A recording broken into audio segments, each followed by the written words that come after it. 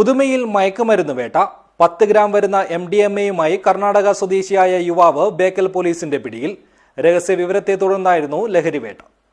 This news sponsored by Yenappoya Speciality Hospital, Kodiyal Mile, Mangalore.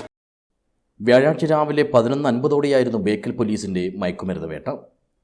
Operation തൂഫാന്റെ ഭാഗമായി നടത്തിയ പരിശോധനയിലാണ് ദക്ഷിണ കന്നഡ ജില്ലയിലെ വിട്ല ബണ്ട്വാൽ വീരക്കമ്പ സ്വദേശിയായ ഷംസുദ്ദീൻ പിടിയിലായത്.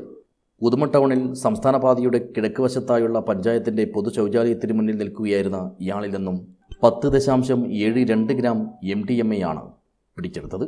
ഇതുകൂടാതെ ഇയാളുടെ കൈവശമുണ്ടായിരുന്ന മൊബൈൽ ഫോണും പേഴ്സും പാൻ കാർഡും 2190 രൂപയും കസ്റ്റഡിയിലെടുത്തു.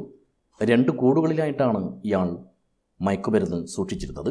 ബേക്കൽ DYSP MP ആസാദിൻ്റെ മേൽനോട്ടത്തിൽ inspector MK Anilkumar, junior SI Prince John, police ഓഫീസർമാരായ ധനേഷ്, ശ്രീലാൽ, സജേഷ് എന്നിവരടങ്ങിയ സംഘമാണ് പരിശോധന നടത്തിയതും മയക്കുമരുന്ന് പിടികൂടിയതും. 38-കാരനായ ഷംസുദ്ദീൻ വിൽപ്പന നടത്തുന്നതിനായാണ് MDMA എത്തിച്ചതെന്നും അറിയുന്നു. News bureau, Uduma.